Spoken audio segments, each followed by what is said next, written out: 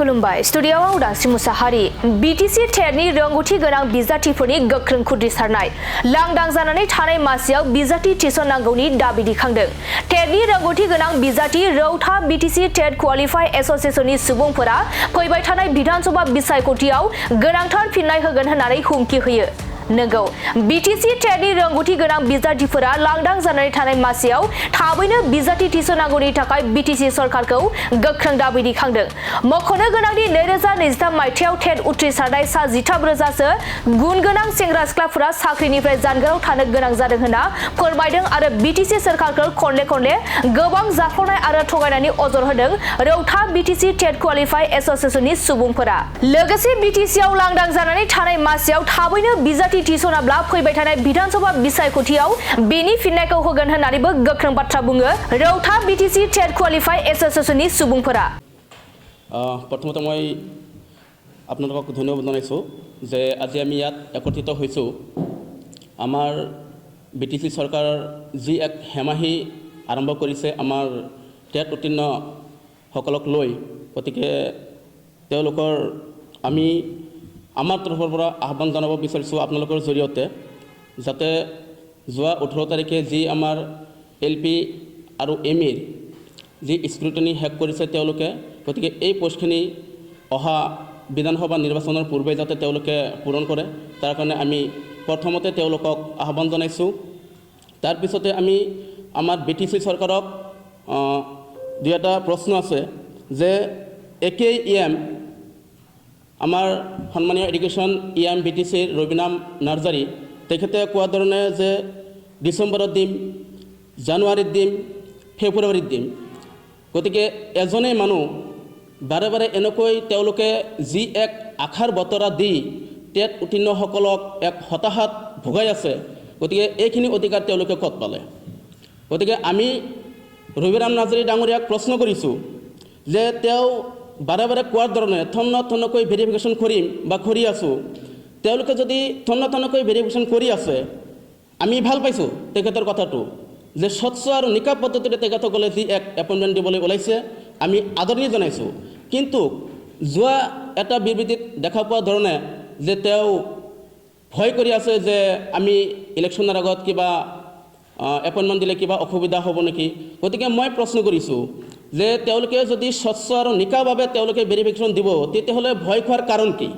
তেওঁলোকে দুৰ্নীতিত জড়িত আছে নেকি বা তেওঁলোকে কিবা অসুবিধা কৰি আছে নেকি?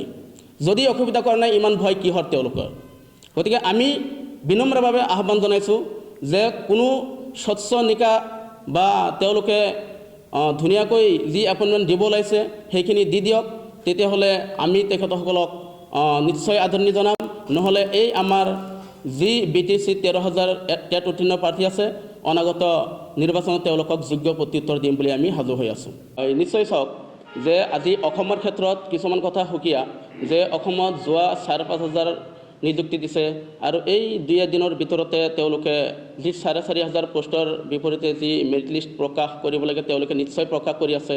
গতিকে বিধানসভা নিৰ্বাচনটো মুখ্যতঃ অসমৰ লেভেলত মুখ্য, গতিকে তেওঁলোকে যদি গোটেই অসমৰ এপইণ্টমেণ্ট দিব পাৰি আছে, গতিকে ইয়াত BTC চৰকাৰে আজি ইমান ভয় খোৱাৰ কাৰণ কি?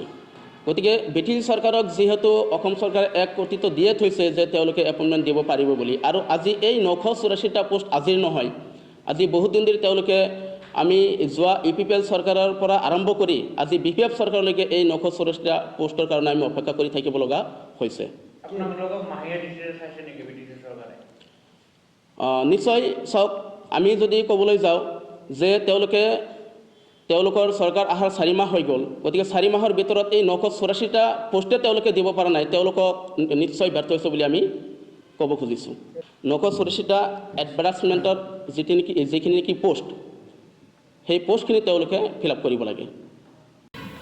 আজি আমি ইয়াত সমবেত হৈছোঁ বিশেষকৈ আমাৰ BTCত যোৱা 2025 জুনত যিটো এডভাৰ্টাইজ দিছিল LP আৰু MA কাৰণে, সেই এডভাৰ্টাইজৰ ভিত্তিত যি ধৰণে তেওঁলোকে ভেৰিফিকেশ্যন কৰিব লাগিছিল, যি ধৰণে তেওঁলোকে মেৰিট লিষ্ট প্ৰকাশ কৰিব লাগিছিল, সেইখিনি ইতিমধ্যে যি ধৰণে তেওঁলোকে কৰিয়ে আছে তাৰ ওপৰত আমি সন্তুষ্ট নহয়। তেওঁলোকে ইতিমধ্যে দুবাৰকৈ ভেৰিফিকেশ্যন কৰিলে। প্ৰমোদ বড়ো চৰকাৰৰ কাৰ্যকালতো এবাৰ ভেৰিফিকেশ্যন কৰিছিল। ইলেকশ্যনৰ প্ৰাক মুহূৰ্তত তেওঁলোকে এপইণ্টমেণ্ট দিয়াৰ যোজা চলাইছিল, শেষ মুহূৰ্তলৈকে তেওঁলোকে দিব নোৱাৰিলে। এইবাৰো ইলেকশ্যন আহি পাইছে, কিন্তু আমাৰ হাগ্ৰামা মহিলাৰী ডাঙৰীয়া চৰকাৰেও সেই একেই পথ অৱলম্বন কৰা দেখিবলৈ পোৱা গৈ আছে, যিটো খুবেই হতাশজনক। আমি BTCৰ যি শিক্ষিত যুৱক যুৱতীসকল আছোঁ, যিসকলে ইতিমধ্যে টেট কোৱালিফাইড কৰিছে, যিসকলে এটা চাকৰিৰ কাৰণে তেওঁলোকে অধীৰ আগ্ৰহেৰে বাট চাই আছে, তেওঁলোকৰ খুবেই হতাশজনক এটা পৰিৱেশ পৰিস্থিতিৰ মাজত তেওঁলোকক ঠেলি দিয়া হৈছে।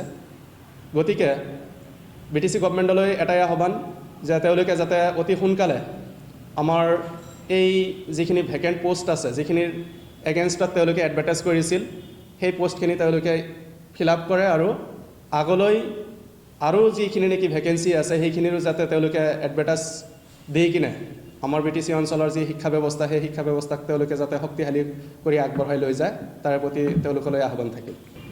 বিগত 5 বছৰত অসমত যি ধৰণে নিযুক্তি প্ৰক্ৰিয়া তেওঁলোকে চলাই গৈছে, সেইখিনি খুবেই আদৰণীয়। আৰু ইতিমধ্যে তেওঁলোকে 5,500 পোষ্ট তেওঁলোকে ফিল আপ কৰিলে, 4,500 পোষ্ট ফিল আপ কৰা তেওঁলোক পথত আছে। নিৰ্বাচনৰ প্ৰাক মুহূৰ্তত তেওঁলোকে যেনেকৈ কাম কৰি আছে, তাৰ কাৰণে সেই চৰকাৰক আমি ধন্যবাদ জনাবই লাগিব।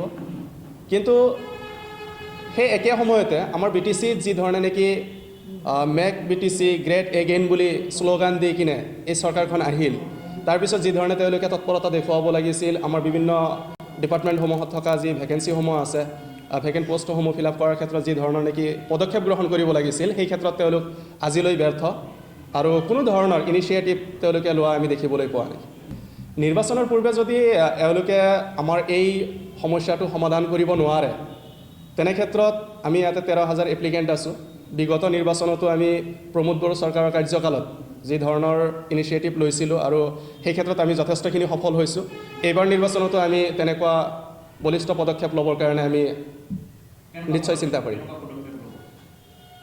কাৰণ এতিয়া চাওক, গভৰ্ণমেণ্টত যি থাকে, গভৰ্ণমেণ্টে যদি আমাৰ ৰাইজৰ কথাবিলাক নুশুনে, তেনে ক্ষেত্ৰত আমি গভৰ্ণমেণ্টৰ এগেইনষ্টত যাবই লাগিব আৰু নিৰ্বাচনত সেই ধৰণে আমি কাৰুকাৰ্যত আমি অংশ ল'বই লাগিব।